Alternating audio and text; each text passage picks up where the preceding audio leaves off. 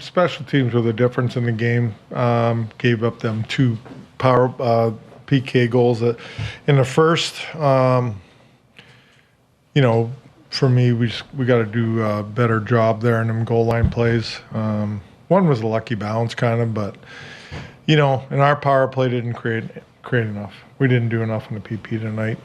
Craig Berube stepped up to the mic, and within seconds, everything shifted. The Toronto Maple Leafs had just taken a loss that exposed more than just the scoreboard. His words were sharp, controlled, and impossible to ignore. What he said next did not sound like a routine post-game comment. It sounded like a warning, and it pointed to something inside the team that still has not been fixed. Well, tonight, not enough. I mean, if I look at our forward check and how we got a lot of pucks back on our forward check and, get the puck back. We've got to do more with it. We didn't do enough with it tonight to generate. We didn't get to the net front. That's the bottom line. That's where it all starts for me. The Toronto Maple Leafs lost to the New York Islanders in a game that showed clear problems on the ice. The Islanders controlled the pace during key moments and limited Toronto's scoring chances. According to NHL game reports, the Leafs struggled to create strong offensive pressure, especially at even strength. Their shots often came from outside areas, and there were few second chances near the net. Craig Berube addressed the result right after the game. His tone was direct. He said, "We did not execute the way we needed to."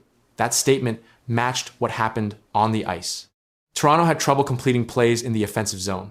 Passes were not clean, and possession was lost too often in transition. The Islanders took advantage of those mistakes. Turnovers in neutral ice gave them chances to attack quickly. TSN analysis showed that New York used those moments to gain control and keep pressure on Toronto defense. The Leafs were forced to react instead of control the game, and that affected their overall performance. Berube also pointed to effort. He said our compete level has to be better. During the third period, Toronto needed a push, but the numbers showed a drop in pressure. ESPN game tracking recorded fewer shot attempts from the Leafs compared to the Islanders late in the game. That shift made it harder for Toronto to recover. Top players were part of the discussion. Players had opportunities, but did not score. The Islanders blocked passing lanes and limited space.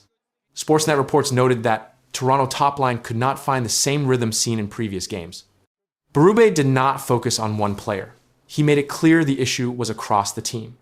He said it is on everyone. That included both offense and defense. The Leafs allowed clean zone entries, and their defensive coverage had gaps during key moments. Special teams also did not provide a boost. Toronto had power play chances but failed to convert. Their setup struggled against the Islanders' penalty kill. The puck movement was slow, and shooting lanes were closed quickly. Berube added another key point. We need to be more detailed. That referred to small decisions during the game. Missed assignments and poor puck control added up over time. Each mistake allowed the Islanders to stay in control, and that pattern continued until the final horn. Craig Berube continued with the same message as he spoke to reporters. He said, "We have to be better in all areas." That included offense, defense, and special teams. The loss was not caused by one mistake. It came from repeated issues across the full game, and those issues showed up in key moments. The Islanders followed a structured system. They kept tight gaps in defense and forced Toronto to the outside. According to NHL reports, most of the Leafs' shots came from low-danger areas. There were limited rebounds and very few second attempts near the crease. That made it easier for the Islanders' goaltender to manage the game. Toronto also struggled to move the puck out of their zone. The Islanders used a steady forecheck to apply pressure. That forced rushed decisions from the Leafs' defense. Sportsnet analysis showed that clean breakouts were limited. Instead of quick transitions, Toronto often turned the puck over before reaching center ice. Berube addressed that part of the game clearly. He said, "We have a structure, we have to stick to it." That statement pointed to missed assignments and positioning errors. When the system is not followed, gaps appear. During this game, those gaps allowed the Islanders to enter the zone with control and keep possession. The third period showed the same pattern. Toronto needed offense but could not build momentum. ESPN data showed fewer offensive zone entries and reduced puck control time. The Islanders maintained their structure and slowed the pace. That limited Toronto chances to respond. Berube also said, "We did not push enough." That line focused on the final stage of the game. The expectation was a stronger push, but the numbers showed otherwise. Shot attempts remained low, and pressure in the offensive zone did not increase. This loss also connects to a larger pattern. Recent games have shown inconsistency. Wins have been followed by losses, and performance levels have changed from game to game. TSN reports have noted that consistency is still a concern. As the playoffs approach, Berube's final message stayed consistent. He said, "We know what we need to do." That reflects awareness inside the team. The problems are identified. Execution remains the issue. The next games will show if those adjustments are made or if the same gaps appear again under pressure. Auston's gone 9 games without a goal. Yeah. Offensively, have you seen him forcing it or pushing I it? don't see him forcing it. I see, he's getting opportunities, and it's tough, and it's tough on him, tough on the team because we need him to produce. It's not like he's not getting his looks. It's just they're not going in right now. He's just got to stick with it. And I think he does a lot of other good things in the game. It's not just about scoring, but he'll come out of it. I have confidence in him, and sometimes you just got to get a greasy goal around the net. The spotlight inside Toronto's locker room turned suddenly toward the captain. Cameras rolled and reporters waited. Then Craig Berube, head coach of the Toronto Maple Leafs, delivered a blunt message about Auston Matthews. The comment spread across hockey media within hours. The team was already losing games, and Matthews had not scored in 9 straight. What Berube said next changed the tone around the Leafs. The moment happened after another difficult night for the Toronto Maple Leafs. The team had just lost 4-3 in a shootout against the New Jersey Devils. Toronto led the game 3 different times, but the Devils forced overtime and then won in the shootout. Jesper Bratt scored the deciding goal, while Devils goaltender Jacob Markstrom stopped both Toronto attempts. During the game, Toronto still produced offense. Matias Maccelli scored once. William Nylander added another goal. Matthew Knees also scored. Goaltender Anthony Stolarz faced heavy pressure and made 44 saves on 47 shots. But the Devils controlled long stretches of the game and finished with a 47-27 advantage in shots. The loss extended a rough stretch for the Toronto Maple Leafs. The team had not won in several games. Inside the arena, reporters gathered for the post-game press conference. Head coach Craig Berube stepped to the microphone and began answering questions about the team's performance. Soon the questions turned to the captain. Auston Matthews had gone 9 straight games without scoring a goal. The drought became a major topic because Matthews has built his career as one of the NHL's most reliable goal scorers. When reporters asked Berube about the situation, the coach responded directly. "It is tough on him and tough on the team. We need him to produce." The comment moved quickly through hockey media and fan discussions. Berube explained that Matthews was still creating chances during games. The problem was that the puck was not going into the net. "I don't see him forcing it. He is getting opportunities. It is tough. It is tough on him and tough on the team." The coach also said the chances were still there for the Leafs captain. "It is not like he isn't getting his looks. They just aren't going in right now." Still, the lack of goals from the captain remained a major storyline around the team. And as the losing streak continued, the spotlight around Auston Matthews only grew stronger. The attention around the Toronto Maple Leafs did not stop with the scoring drought. Other issues began to build around the team at the same time. Injuries, roster decisions, and trade discussions all appeared during the same stretch of games. One major update came from the team's defense. The Maple Leafs announced that defenseman Chris Tanev would miss the rest of the season after undergoing core muscle surgery. The 36-year-old defenseman suffered the original injury on December 28. Doctors later decided surgery was necessary after recovery attempts did not fully resolve the problem. Tanev had played 11 games for Toronto before the surgery. During that span, he recorded 2 assists and a +8 rating. Team officials said he is expected to return before training camp in September. The loss of a veteran defenseman created another challenge for the Toronto Maple Leafs roster. At the same time, unusual lineup decisions began drawing attention before the Devils game. 3 players were suddenly scratched from the lineup: Scott Laughton, Oliver Ekman-Larsson, and Bobby McMann. Reporters quickly asked Craig Berube about the decision. The coach explained that the situation changed during the day. Things changed as the day went along. We held those guys out. Berube also described how the sudden lineup changes affected the team inside the locker room. "It's tough. We want to win games. When you come to the rink and 3 important players aren't in the lineup, it is going to impact the guys." The scratches came during a period when trade discussions were increasing across the NHL. As the trade deadline approached, several teams were adjusting lineups while negotiations continued behind the scenes. Even with those circumstances, Berube pointed to the captain's effort during the Devils game. "I thought our captain led the way in that department. He worked and competed." The coach also addressed whether the scoring drought was affecting Auston Matthews mentally. "I don't sense it, I don't see it or hear it from him." Still, Berube acknowledged that extended scoring droughts can affect players internally. But anytime those scorers go a bit of time without scoring, it definitely weighs on him. That is human nature. Earlier in the season, Matthews himself spoke about the team's need for urgency during difficult stretches. I don't think concern is the right word. I just think we need more desperation, more fire. Matthews added another message about the team's approach moving forward. "We know the position that we're in, and we need to be the more desperate team every every single night. The comments reflected the situation facing the Toronto Maple Leafs. As the season continued, the team was searching for wins. The captain was still chasing his next goal, and the message from the coach had already spread across hockey media. It is tough on him and tough on the team. We need him to produce. What's your reaction to the addition yesterday,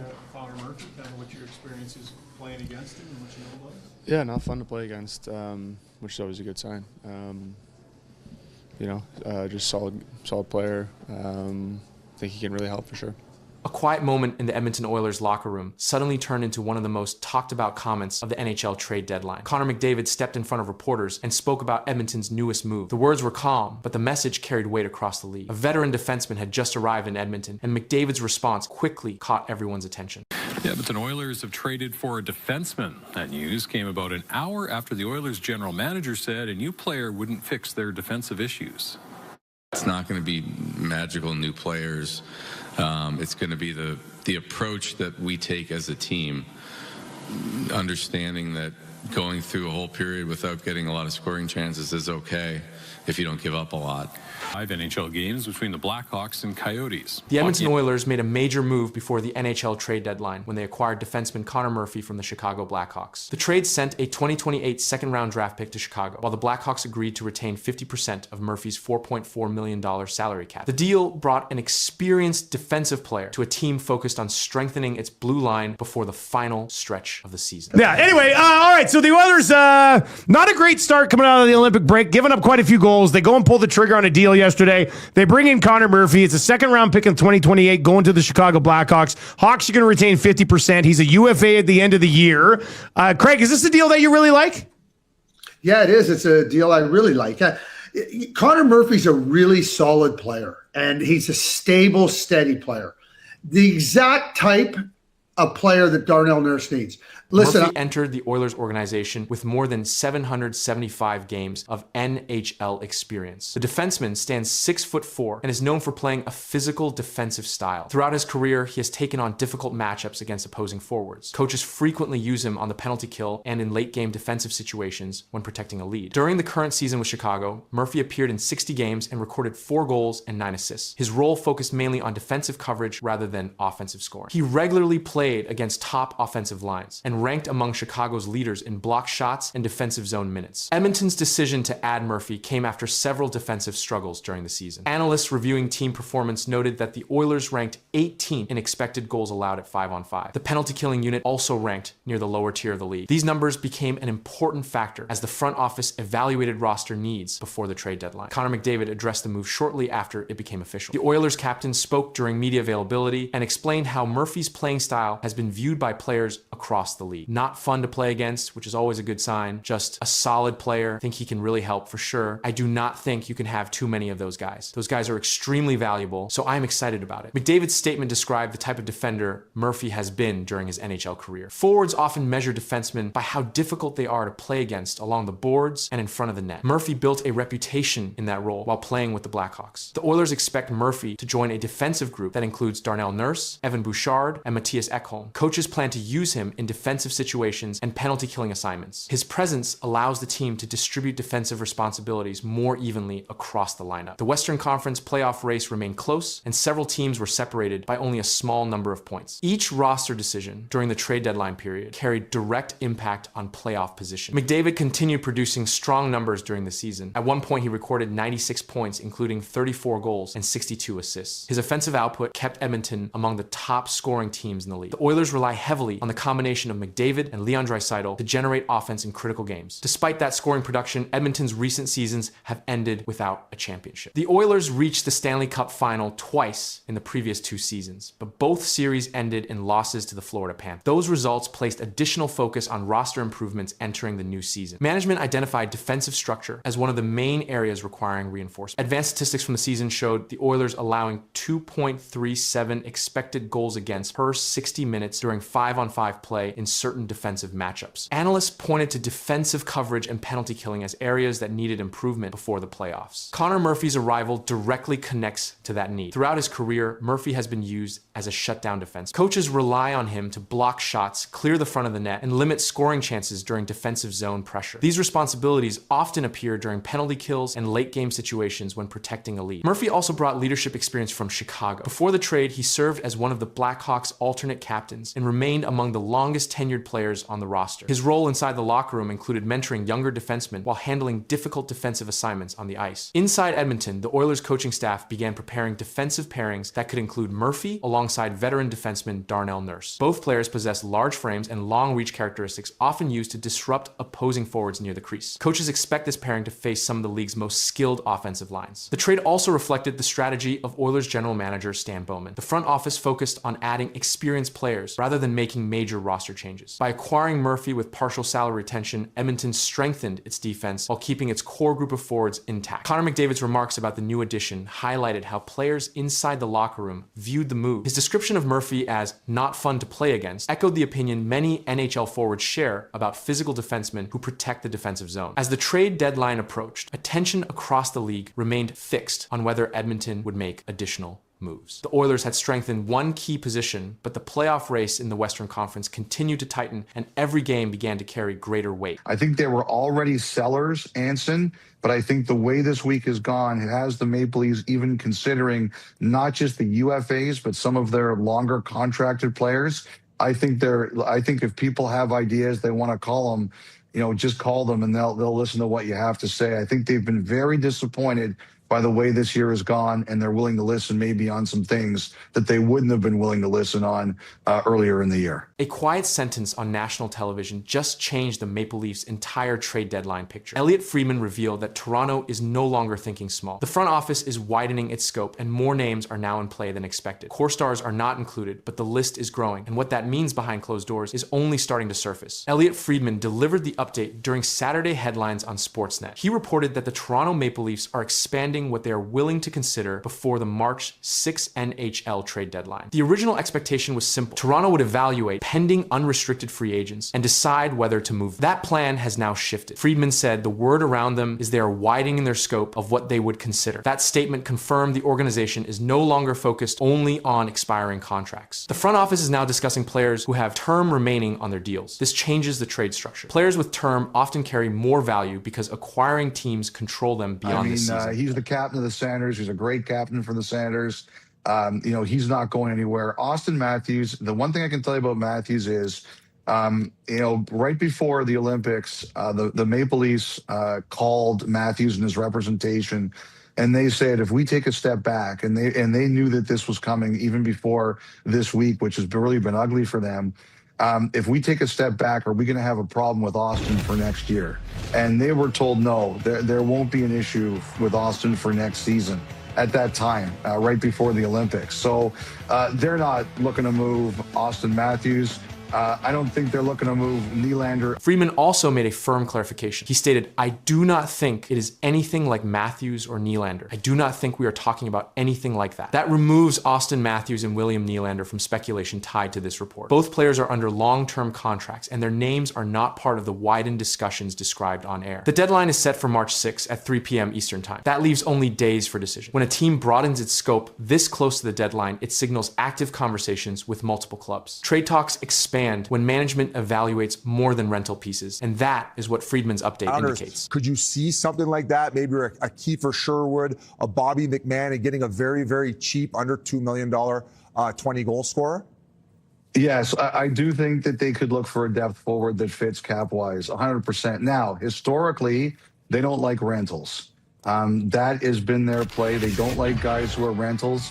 Sherwood would be a rental. McMahon would be a rental. One player discussed directly was Bobby McMahon. McMahon is a pending unrestricted free agent. Friedman said McMahon could go either way. He added that the fact McMahon remains with Toronto suggests no offer has yet met the team's expectations. That places his situation in a flexible category. He could stay or he could move, and no final decision has been reported. Friedman also mentioned defenseman Oliver Ekman-Larsson in relation to possible league interest. He said the Edmonton Oilers are looking at options on defense and at center depth. Ekman-Larsson is under contract beyond this season, which fits the widened scope Friedman described. It shows that teams are asking about players with control beyond one playoff run. This development comes while Toronto sits outside a strong playoff position. Recent losses have tightened the race in the Eastern Conference. Teams in that position often reassess strategy. Expanding trade discussions can serve two purposes. It can reshape the current roster, and it can also address longer-term salary structure. Defense discussions are part of that picture. Friedman noted that Edmonton is looking for a right-shot defenseman or a third-line center. He linked Oliver Ekman-Larsson to league interests, pointing out that Ekman-Larsson has experience playing the right side. Ekman-Larsson is signed beyond this season, and his contract status aligns with a broadened strategy. Morgan Rielly's name also surfaced during the segment. Rielly carries a no-movement clause in his contract, and that protection limits trade flexibility. Friedman said he was not certain whether Rielly had been formally discussed, but added that Toronto is considering more things. That statement reflects a wider evaluation of roster options, even if restrictions apply. The Maple Leafs general manager Brad Treliving now faces limited time. The NHL trade deadline remains fixed at 3 p.m. Eastern on March 6, and trades completed after that time are not permitted for postseason eligibility. That firm deadline increases pressure in the final days. Phone calls intensify and offers change quickly. Reports indicate Toronto has struggled since the Olympic break, which has influenced how the front office views its position. When results decline close to the deadline, management often studies whether to sell assets, retain players, or adjust long-term planning. Expanding discussions suggests a broader internal review. Players with expiring contracts still remain part of the process. Bobby McMahon's situation remains unresolved. Friedman's statement that McMahon could go either way shows no final direction has been chosen, and that flexibility can shift quickly if another team presents an offer that meets Toronto's valuation. This approach does not confirm a rebuild, and it does not confirm a blockbuster. It confirms activity. Friedman's on-air update establishes that Toronto is listening on more names than previously reported, and that includes players signed beyond this year. It excludes core stars such as Auston Matthews and William Nylander, and it places the organization in an active negotiating position days before the deadline. With the scope widened